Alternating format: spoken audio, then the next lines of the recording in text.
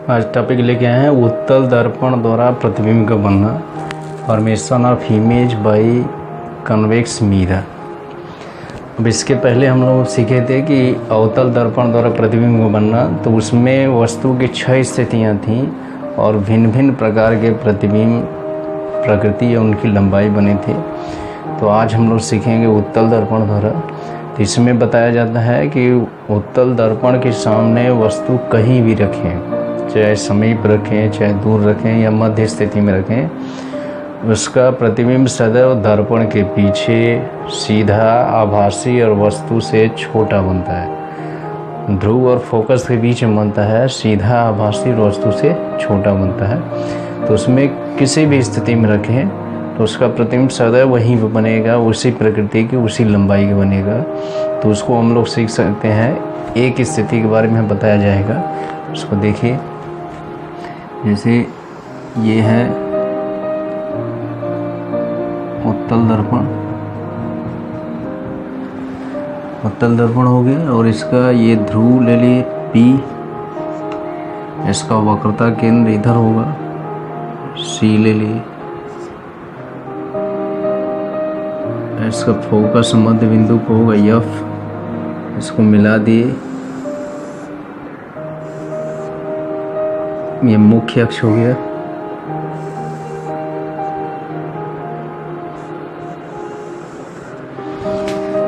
इसमें भी 6 स्थिति दिखा सकते हैं इन दूरी के हिसाब से। इतने दूरी पर F डैश ले लिए, इतने दूरी पर C डैश ले लिए, इधर अनंत ले लिए, वक्रता केंद्र हो गया, वक्रता फोकस हो गया।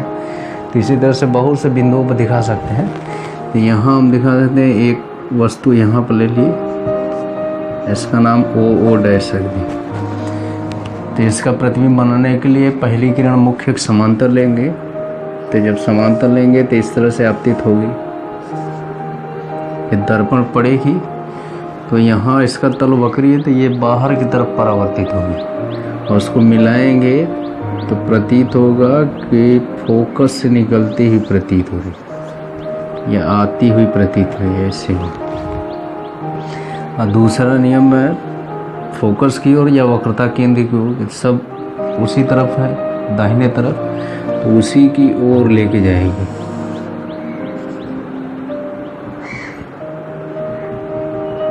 अब ये देखिए फोकस की ओर जा रही है, लेकिन यही दर्पण पड़ेगी फिर परावर्तित हो जाएगी। तो परावर्तन के पश्चात मुख्य अक्ष के समांतर हो जाएगी।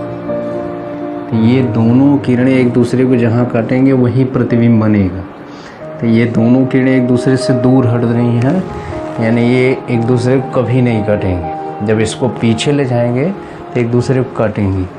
इसको पीछे ले गए डैश डैश, इसको पीछे ले गए,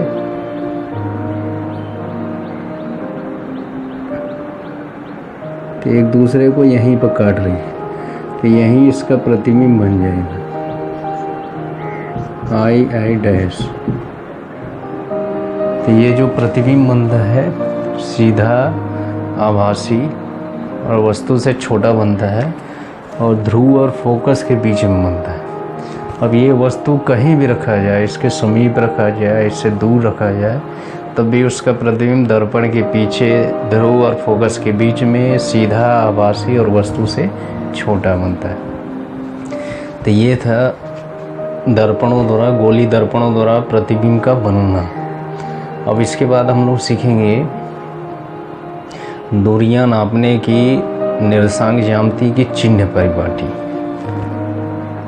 दूरियां नापने की निर्देशांक ज्यामिति की चिन्ह परिपाटी, coordinate geometry sign convention of measuring distance.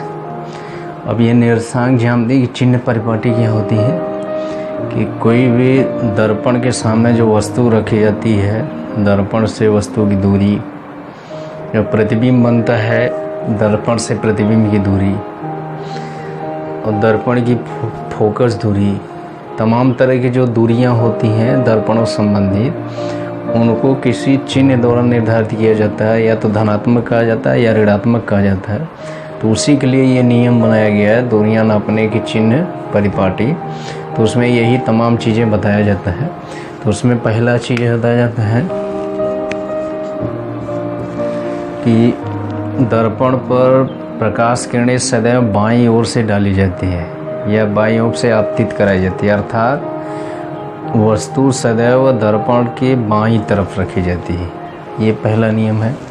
दूसरा नियम कि दर्पण से संबंधित समस्त दूरियां दर्पण के ध्रुव और मुख्य अक्ष के साथ नापी जाती हैं। दर्पण के ध्रुव से और मुख्य अक्ष के साथ मापी जाती है। तीसरा है कि दर्पण का जो ध्रुव होता है उसको मूल बिंदु माना जाता है और उसका जो मुख्य अक्ष है उसको यक्ष अक्ष माना जाता है। और मुख्य अक्ष के जो लंबवत वस्तु होता है या प्रतिबिंब होता है उसको वाई अक्ष माना जाता है। चौथा इसमें कि जो मुख्य अक्ष को यक्ष अक्ष माना गया है तो ध्रुव के बाईं तरफ की दूरियां ऋणात्मक ली जाती हैं और उसके दाईं तरफ की दूरियां धनात्मक ली जाती हैं। और पांचवा इसमें कि वस्तु की लंबाई और प्रतिबिंब की लंबाई मुख्य अक्ष के साथ लंबवत धनात्मक लिया जाता है ऊपर की तरफ और नीचे की तरफ ऋणात्मक लिया जाता है। तो यही चिन्ह परिपाटी के अंतर्गत 5 नियम हैं जिसको ध्यान में रखकर हम लोगों को इन समस्त दूरियों के चिन्ह निर्धारित कर सकते हैं। जैसे समझ सकते हैं हम लोग, देखिए जैसे ये है अवतल दर्पण, ये इसका ध्रुव हो गया, इसका वक्रता केंद्र C इधर होगा, फोकस इसके मध्य में हो गया, ये मिला दिए मुख्य अक्ष में। अब इसको मूल बिंदु मान लिए तो इधर की जितनी भी दूरियां लेंगे सब ऋणात्मक लेंगे, इसके दाहिने तरफ की दूरियां धनात्मक लेंगे। वस्तु इस तरह से है लंबवत, वस्तु की लंबाई धनात्मक लेंगे। प्रतिबिंब बन गया इसे उल्टा नीचे की तरफ, जिसकी लंबाई को ऋणात्मक लेंगे। दर्पण से वस्तु की दूरी ऋणात्मक, दर्पण से प्रतिबिंब की दूरी ऋणात्मक, ये भी बाईं तरफ है।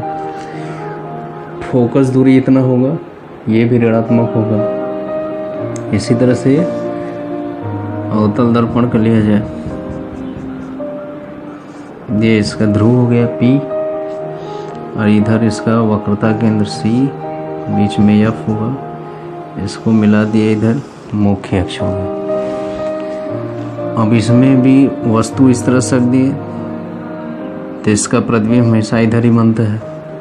तो वस्तु की लंबाई धनात्मक, प्रतिबिंब की लंबाई भी धनात्मक, इधर की दूरी ऋणात्मक, इधर की दूरी धनात्मक और यहाँ इसकी फोकस दूरी ये भी धनात्मक हो जाएगी। इस तरह से निर्देशांक ज्यामिति की चिन्ह परिपाटी से स्पष्ट होता है कि अवतल दर्पण की फोकस दूरी ऋणात्मक और उत्तल दर्पण की फोकस दूरी धनात्मक होता है। तो ये था दूरियां नापने की निर्देशांक ज्यामिति की चिन्ह। आएंगे गोली दर्पणों के लिए U, V तथा F में संबंध। देखिए गोली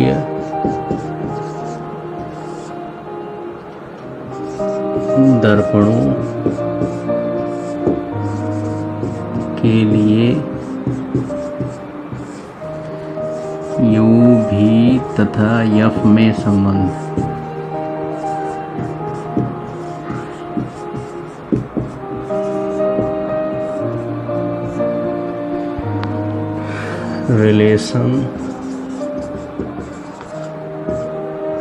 relation between U, V and F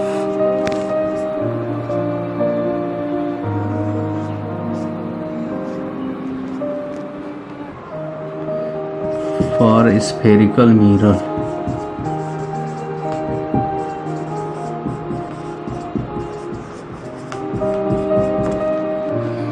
अब ये गोली दर्पण के लिए U, V तथा F में क्या संबंध होता है?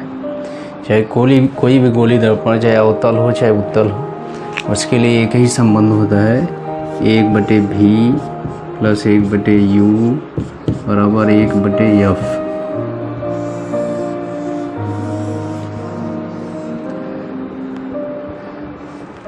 जहाँ पर ये जो संकेत होते हैं, भी को बोलते हैं दर्पण से प्रतिबिंब की दूरी।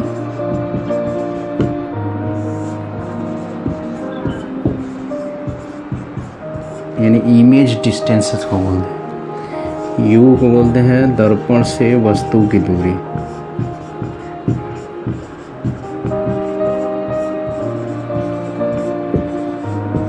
Object distance. एफ दर्पण की फोकस दूरी।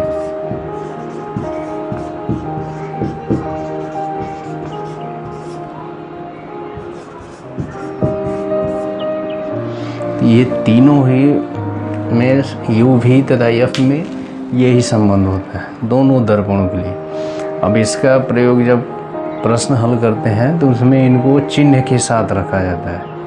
यू भी एफ को उनके उचित चिन्ह के साथ रख के ही हल किया जाता है। फिर इसके बाद आते हैं हम लोग सीखेंगे संयुग्मी फोकस या संयुग्मी बिंदु किसे कहते हैं।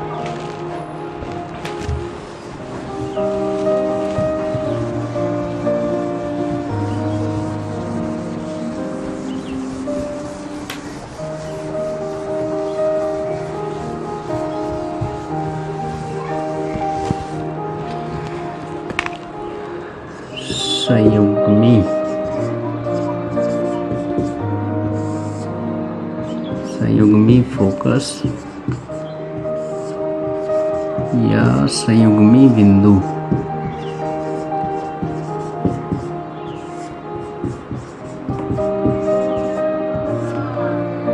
इसको इंग्लिश में बोलते हैं कॉन्जुगेट।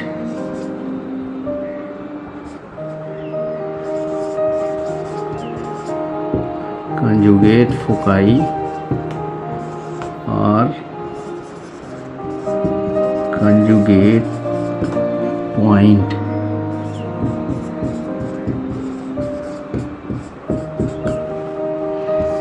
ये संयुग्मी फोकस और संयुग्मी बिंदु क्या होता है कि गोली दर्पण के मुख्य अक्ष पर स्थित ऐसे दो बिंदु जिसमें किसी एक बिंदु पर रखी वस्तु का प्रतिबिंब दूसरे बिंदु पर बनता है। इसके विपरीत यदि दूसरे बिंदु पर वस्तु रखें तो उसका पुनः प्रतिबिंब पहले बिंदु पर प्राप्त होता है। तो ऐसे बिंदु को संयुग्मी फोकस या संयुग्मी बिंदु कहते हैं। कहने का मतलब यही है कि किसी भी गोली दर्पण के मुख्य अक्ष पर स्थित वह बिंदु वैसे दो बिंदु जिनमें वस्तु और प्रतिबिंब की स्थिति में परस्पर अदला बदली किया जा सकता है, परस्पर स्थिति परिवर्तन किया जा सकता है, तो वैसे ही बिंदु संयुग्मी फोकस या संयुग्मी बिंदु कहलाते हैं। जैसे हम लोग अवतल दर्पण लेंगे, ये इसका ध्रुव हो गया, इधर इसका वक्रता के अंदर सी होगा, ये फोकस हो गया, इसको मिला दिए ये मुख्य अक्ष हो गया। अब इसमें वस्तु को रख दिए यहाँ पर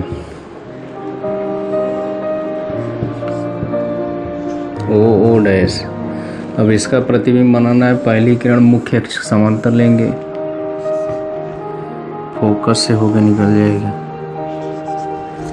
और दूसरी किरण इसके मुख्य फोकस से लेंगे,